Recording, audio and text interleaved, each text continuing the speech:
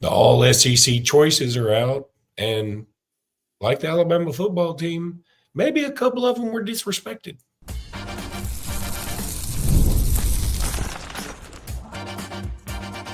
You are Locked On Bama, your daily podcast on the Alabama Crimson Tide, part of the Locked On Podcast Network, your team every day. Hey, everybody. Sorry, you caught me mid-dance. I really dig our 70s theme song there.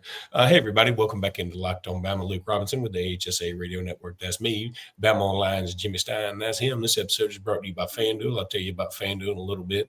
I wish it were brought to you by Mucinex and NyQuil because I feel like warmed up death, but that's okay. Jimmy, we want to thank our everydayers for being here every day and thank our newbies for also being here today. But so the all SEC choices are out. What did you agree with? Who from Alabama did you think got disrespected to a degree? I'll tell you one, I hate to start with this. And I hate that my honest side is coming out. I kind of like lying Luke better than honest Luke. I don't know why. But I thought the biggest snub to me was Keldrick Falk being he wasn't even on the third team. He wasn't on the first or second team. I thought Keldrick Falk for Auburn, that's one of the guys that Auburn has that if he said, I want to transfer to Alabama, that's one of the guys I'd take. I don't know how many others I'd take. I mean, I might take a Cam Coleman on potential. I might take a Malcolm Simmons. I like Malcolm Simmons a lot. But there ain't a lot of other dudes that I go, he'd easily be better than what we have. But Keldrick Falk was one of those dudes. So I thought he got a little snubbed. But I do think it was interesting. A lot of Auburn folks were upset Ryan Williams made the first team when Keandre Lambert Smith's numbers, if aren't a hair better, are equally as good as his. But I think a lot of Alabama fans chime back with, don't be mad at Ryan Williams. Be mad at Luther Burden, who had worse stats than both of them. And I think that's true. Yeah, well, I think all of those things add up to, wow, there are some real questionable selections. There are some real questionable selections. And that extends to Alabama in the sense that all the Alabama players selected were deserving, in my opinion, all of them. I think there were 4 on the first team, which I think was the most of any SEC team. And then a couple more, in second team and third team, Lawson, I think was a third team guy. But, what I was upset or what caught my attention mostly was the snubs, the guys that should have been on it from Alabama that were not. The name that immediately comes to mind, and I wrote an entire piece on it on BOL yesterday, is Parker Brailsford, who I think Parker Brailsford may have been Alabama's best lineman this year. Now, Tyler Booker made the first team. Caden Proctor made the second team. I'm not so sure Parker Brailsford wasn't better than both. Agreed. If not, if that's an exaggeration, he belongs with Booker and Proctor. And that's not just a subjective opinion of watching the center versus all the other centers. I'm going by Pro Football Focus, who grades every player, grades every lineman on every snap. They support Parker Brailsford being a first, second, or third team. And I'm fine if they'd have put him at third team ahead of the Kentucky guy. The Tennessee center, Cooper Mays, he's great. He's good. The Georgia center, Jared Wilson, he's a good player. And I'm not saying that Eli Cox from Kentucky's not good. I'm sure he is. I'm just saying I would take Brailsford. Another snub to me, Luke, was Damani Jackson, who, again, Pro Football Focus has raved about all year in terms of Damani just not giving up receptions. I'm not talking about not giving up touchdowns or big plays. Dude doesn't even give up receptions. And Pro Football Focus raved about Damani all season long. I don't know if he has the stats to justify it, but LT Overton played so well this season, there is talk that he would be a first-round pick. So he must have been pretty good because he was not anywhere on an NFL radar before the season began. Wasn't even on the radar, but his play on the field this season had him leaping all the way to first-round mock. So James Burnham, I know other punters in the SEC had a better average, so that's fine. I'm more accepting of that. But gosh, is that all we're judging punters on? Because the NFL doesn't. I mean, it's not just your punting average. It's hang time, it's effectiveness, it's killing balls inside the 20. I would be shocked if Burnup's not one of the 3 best punters in this league. So I think the snubs stood out to me more than the guys who made it. Oh, wow. This is probably mute. Sickness mute. Yeah. No, what I was saying was that's the first thing that stood out to me too. And I mean, maybe it's just our nature as Alabama fans. I mean, but yeah, I probably, as you and I were talking about this, I'm like, we probably should just be celebrating more of the dudes that did get put on the list rather than complaining about who didn't. That should be the case. And so I am happy for it, and we'll run them down very quickly. Even Milroe, I left out Snub.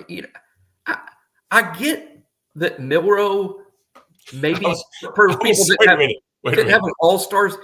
I was just saying that we need to celebrate the ones that make it, and you interrupt me and go, and what about Milroe? Exactly. Well, it just struck me that I didn't mention Milroe. Lenora Sellers, who's going to be great, who had some nice games, particularly at the end of the year.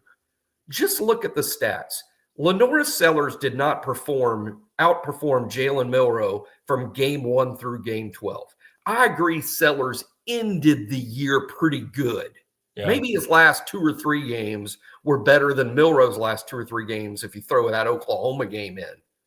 But Milroe's stats over the course of the season, I would say dwarf Sellers. And I think that's pretty outrageous too. But okay, now back to celebrating the guys that made it. How much money could you have made if Vegas had put up a line? Neither Jalen Milroe nor Carson Beck after the Georgia-Alabama game this year. Neither one of them would be on a first, second, or third team All-SEC squad.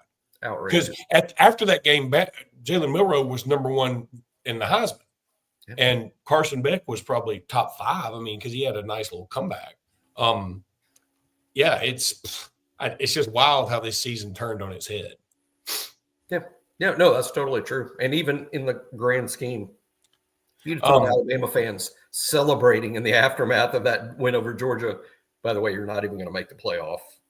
Yeah, no one would have believed that. Okay, so the ones that did make first team, Ryan Williams, and look, I do think he got helped a little bit. It wasn't a great year for wide receivers in the SEC.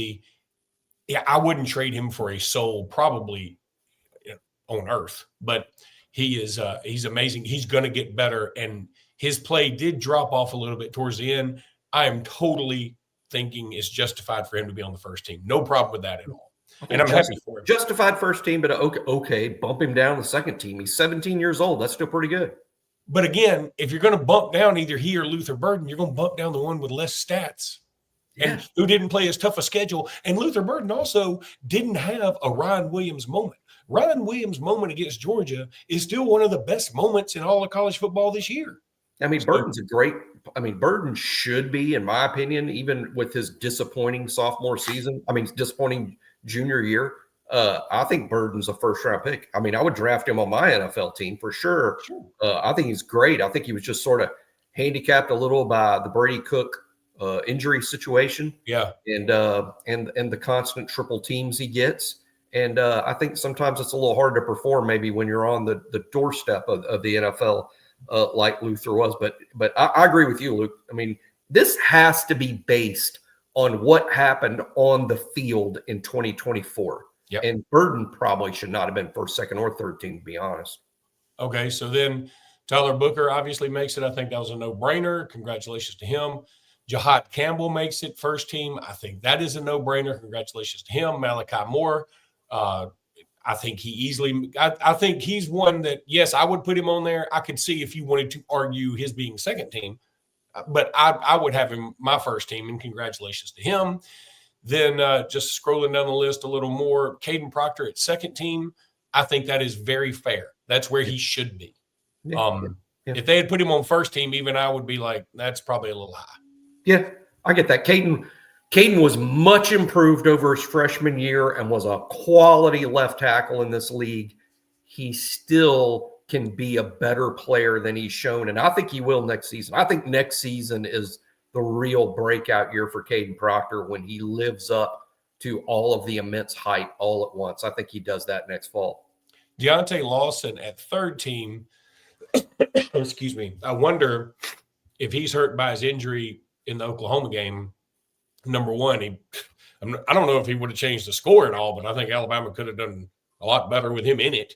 And then he didn't play in the Iron Bowl to get an opportunity to even have better stats. Again, after the Georgia game, he looked awesome. And then he might have disappeared a little bit here and there, but he had a great interception against LSU. I think third team may be a little low for him. He may be penalized because he missed the last game and a half, essentially 2 games of the season. But I'm with you on James Burnup. What's scary to me, and again, I'm looking again real quick. When you have 3 all SEC teams, and none of those 3 teams have an Alabama defensive lineman on them, that's terrifying to me. That explains a lot. Well, yeah, but I'd also say that even though they weren't selected, I think LT Overton could have been selected and had a really good year. And Tim Keenan, I think had a good year. Now, whether he made all SEC, obviously he didn't, but I think Keenan was pretty good. And Tim Smith, pretty good. I expected a little more from Tim Smith. I thought he'd have a bigger season than he did, but I do think he played his way into the draft, which is the important thing for him. I think the defensive line was fine. It needs to be better. Like everything else on the team, it needs to be better. Yes. All right. We are going to jump into our next topic, which Jalen Milroe wins an award. And also we're going to talk some more about the portal. But I'm going to tell you about FanDuel first. FanDuel, get ready to tackle the NFL action with FanDuel, America's #1 sportsbook, because right now new customers can bet $5 and get $150 in bonus bets if you win. The FanDuel Sportsbook app gives you everything you need to place live bets all in one place, right there on the NFL. So when you get a hunch in the middle of the game, you can check out the latest stats, view live play-by-play, and so much more on the same page where you place your bets. Just visit FanDuel.com to join today. You'll get started with $150 in bonus bets, and that's if you win your first $5 bet. That's only at FanDuel.com. Never waste a hunch. Make every moment more with FanDuel, which, of course, is America's #1 sportsbook and official sportsbook partner of the NFL.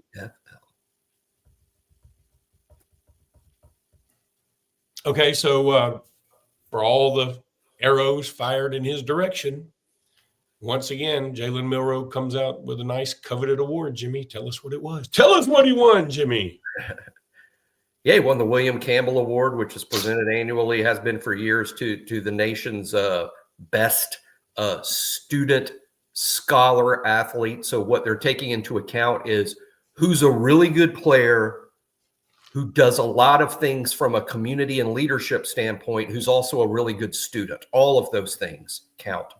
And Jalen Milroe joins Barrett Jones as the only Alabama winners in history of the William Campbell Award. Wow. Milroe was at a speech, and his speech was great. Y'all should Google it after you watch this show. Google Jalen Milroe's speech at the Campbell Award. He's in his cool tux. This is a black tie event. Gave a great 8-minute speech.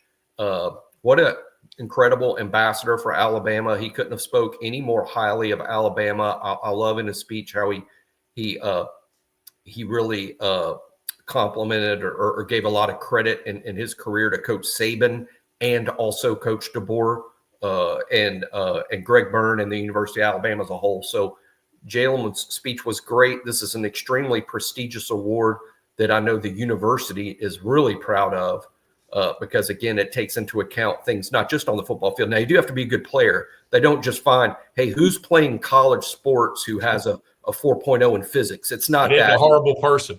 They take into account all of it. Who's a good player, who's also a leader, who's also heavily involved in the community, who also has outstanding grades. And for those that don't know, Jalen played this entire season as a graduate, And I believe this upcoming Saturday is going to be awarded his master's degree at the University of Alabama. So that's just impressive to me that you can be in Jalen's position and be as famous as he is and make the NIL money and be the quarterback.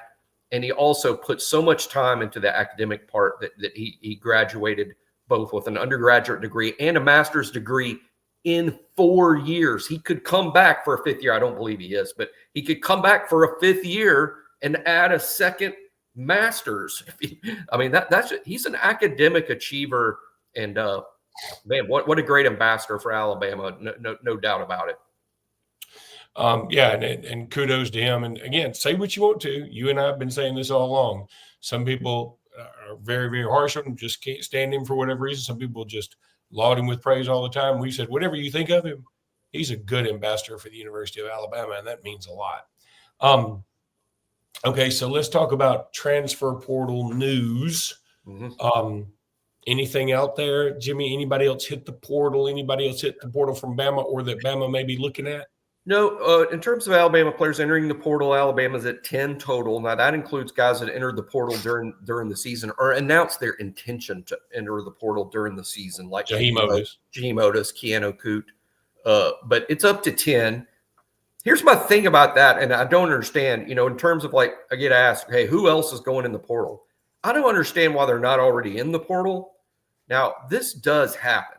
I mean, I hate that this happens, but this happens. Some players, usually through their agencies or third parties, sort of test the waters of the portal before getting in. Who's interested? What kind of NIL money's out there? Would I have a spot at X school? And then those calls are made, and then they get in the portal once they kind of know, okay, this is how it's going to play out. So now I'm getting in the portal, so I can go ahead and start the process that I've already thoroughly investigated. That could be going on. That could be. But I do think that fears of a mass exodus, and I read that all over the place, Luke, that, they don't like playing for DeBoer. They came to play for safe. They lost 3 games and didn't make the playoff. They're all leaving. There's only 10 guys in the portal, only 10. That is an average to below average number of people leaving a Power 4 college football program. So only 10 out. None in yet, but the 3 visitors this weekend are all outstanding. Kelby Collins, defensive lineman, Florida. Kevin Concepcion, wide receiver, NC State. Luke Haas, tight end, Arkansas. All 3 would be home runs, absolute home runs if any of them happen. But I think Alabama's got a really good shot at all 3. I would love to take all of them immediately and say, let's just see what happens. None of them, stupid question, none of them can they start? When can they start practicing? To my knowledge, they can begin practicing just like the early entry freshmen. They can begin practicing during the bowl practices. They could, but they cannot play like the early entry freshmen by rule. They cannot play in the bowl game. But I think they can start practice immediately if they are accepted into the university and will start classes on the first day of the spring semester. Okay. I think they can start practicing. Okay. All right. When we come back, we're going to start looking at these Michigan Wolverines again. Haven't y'all about seen enough of these dudes?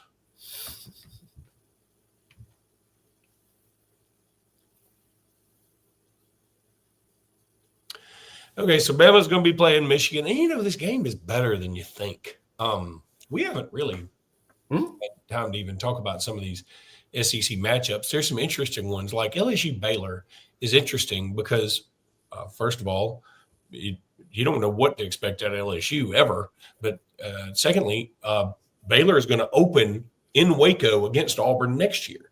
So, I mean, it's sort of like a sneak peek at maybe what they are. And Baylor has gotten a lot better over the year.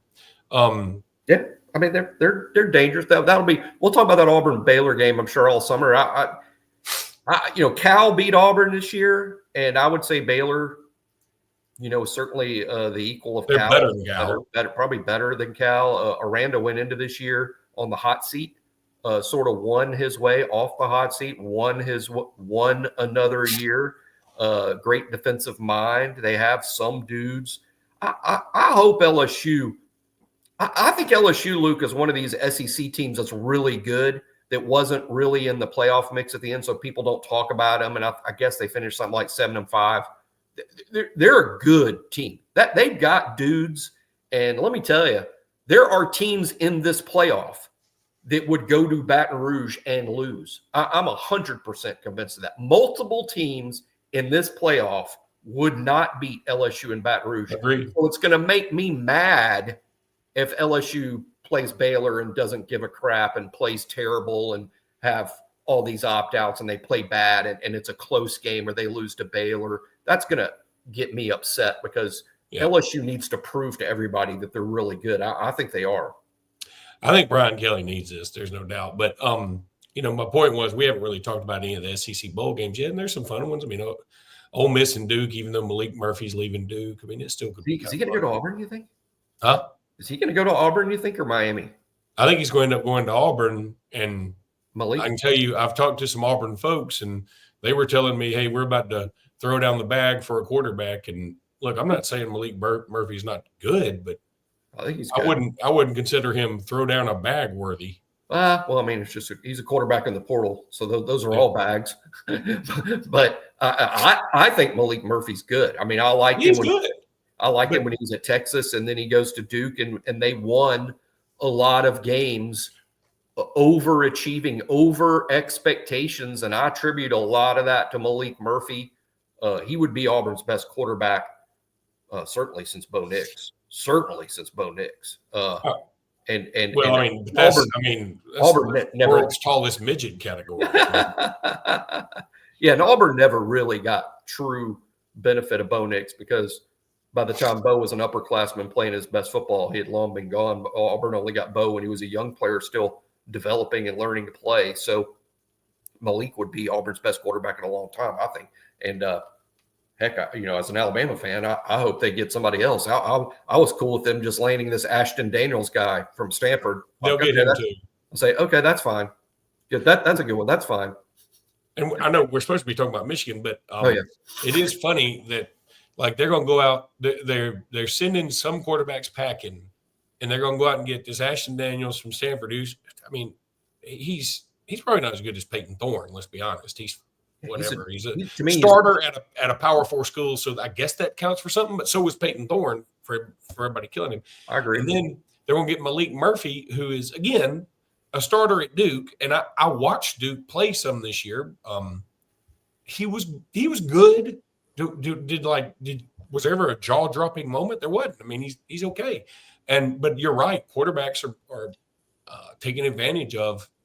Hey, a lot of these teams just need a change, and they need it with a warm body that has any semblance of, oh my God, he could be better than whoever we got. And I don't know, honestly, that Malik Murphy is a bunch better than Peyton Thorne. I think he's better. Do I think he's a bunch better? I don't know. I think Peyton Thorne got a bad rap sometimes. He's different. Malik Murphy's just big and strong dude. That dude can hum a football. He reminds me. His arm strength's incredible. He's a better Joe Milton, at Tennessee. He's a better Joe. I mean, he's big and strong like Joe Milton. He can throw the ball 1,000 yards and smart kid. That's why he's at Duke and was at Texas before. I think a lot of him, and I agree with Luke, this is not Cam Ward. This is not Cam Ward. It's not that. But it would be pretty big, I think. Again, I think he's better than Peyton Thorne. I think he's better than Thorne for sure. Do I think he's levels above Peyton Thorne? I kind of don't. I mean, I think Peyton Thorne is better than he's given credit for. I think Peyton Thorne's primary problem at Auburn was the supporting cast. I mean, when Peyton was even a younger player and had a great supporting cast for one season at Michigan State, he was pretty good. When he had the All-American back, a great offensive line, that Keon Coleman and other like receivers as good as Coleman. But he's an average Power 4 quarterback. But I think Auburn fans thought he was less than that. Of course, Auburn fans didn't think much of Bo Nix, to be honest. And I think ironically, the Denver Broncos are a little higher on Bo Nix than Auburn. Well, they were higher on him now that he's been in Oregon for 2 years. But okay, Michigan. Yes. Michigan's Mason Graham, one of the best defensive linemen in the country. I'm sorry, y'all. I am really getting spacey right now. Like I am out of it. But Mason Graham will be sitting out this game. Hey, okay. That's big. Will Johnson. He's good. Mason Graham.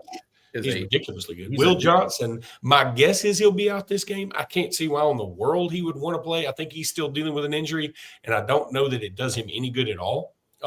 Both of those guys are potential. They might not both be top 10 picks, but I think they could be. They're worthy of top 10 discussion. I mean, that's how good those two are. It's a big blow for Michigan not to have them because Michigan is really good defensively. I mean, I studied them the other day. I put out a piece on BOL where I kind of reviewed their whole season. They're very good defensively. I don't think, like, for instance, I think Michigan is as good as most of the SEC defenses Alabama faced this year defensively. Offensively, I tell you, they remind me of. I mean, and this is so. They're really Oklahoma, and that's a bad word for Alabama. But that's who they are. I mean, in terms of like good defensively, a mess on offense. But if you take them lightly, you are in doo-doo. There's my word again. Because Michigan has dudes like Oklahoma. They didn't perform up to what they felt they would. But don't think for 1 second they don't have dudes. Thankfully, as Luke just pointed out, the dudiest of their dudes, Mason Graham and Will Johnson, are not playing, and that's going to be a big help for Alabama in this game. But Michigan reminds me of Oklahoma this year in so many ways, in terms of how they've played defensively, offensively, below expectations. But when you take them lightly, Oklahoma drubs Alabama. Ohio State loses to Michigan. You know, you're absolutely right. And Oklahoma's a dirty word right now. And I'm still so tired from defending people from saying, about the schedule. Like, you lost to 3 conference teams. We know we shouldn't have lost to Oklahoma. We know we shouldn't have lost to Vandy. Probably shouldn't have lost to Tennessee. We know all this. But again, for the billionth time, we think it's also fair to say, okay, the goal now is to have the 60th ranked schedule. And to do that, because that's what SMU got in with. So to do that, we have to really significantly downgrade our out of conference, because having the 15th rank did us no good. That's all we're saying. We're not saying we shouldn't have lost to Oklahoma. Yeah. We're not saying Oklahoma didn't kick our butts. We're not saying Vandy didn't kick our butts. We're not saying Tennessee didn't kick our butts. They kicked our butts. There's a risk to playing at Ohio State. There's a risk to playing at Ohio State. What's the reward? Yeah. What's the reward? There didn't seem to be one. And I've got a column I've been working on all morning. It'll be done around before lunchtime today. I'm pretty happy about, I put some work into it. The final time I'm ever talking about this. I don't think I say that in the column. I'm not going to say it, but it literally is like the final time I'm ever talking about this. But it's sort of a final summation of, hey, this is how I feel about this, and I put some real time and thought and a little bit of even some research into it, and it lines up exactly what Luke's saying. I say the sum of it is Alabama richly earned their exclusion. They earned it. But they also merited inclusion, and this is why. And both things are true. Both things can be true. And to say, if you want to say the loss to Oklahoma is disqualifying, you're correct. Correct. I would also say, but did SMU ever qualify in the first place? So you got the disqualified versus the never qualified. So how are you going to choose between those two? And here's what people don't understand, Jimmy. Here's what I can't believe we got back on this subject. I don't know why we don't let it, or me more specifically. You have to put 12 teams in a bag for a playoff. Yeah. Now you start out with everybody in the bag, then you dump the bag out and you start putting teams in, and then it's like they're all these oranges.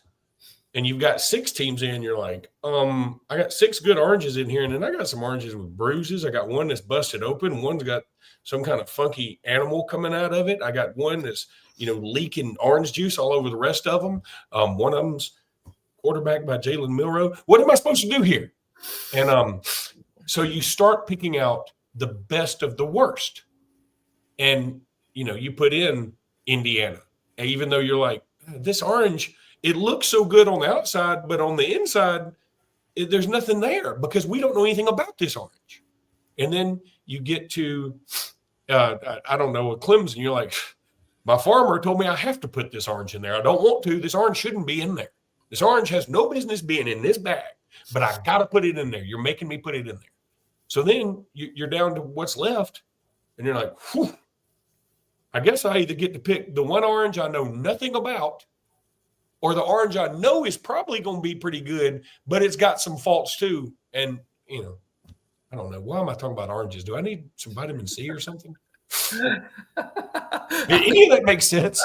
That was interesting. That was a Freudian. I think that was a Freudian thing you were doing. But there. if I had 30 minutes to come up with a better analogy, I could have written a nice little story about how these teams are like fruits. Okay. Well, I'll look forward to. I'll put out the one I wrote today, and then you write one about fruits. Not right. People will probably enjoy yours more. Not right. Anything. They'll enjoy any talk of fruit flies. Gets people are into it. I'm not writing any fruit stories. All right. That's going to do it for today's podcast. We'll be back tomorrow with more. Until then, roll tide, everybody. Roll tide.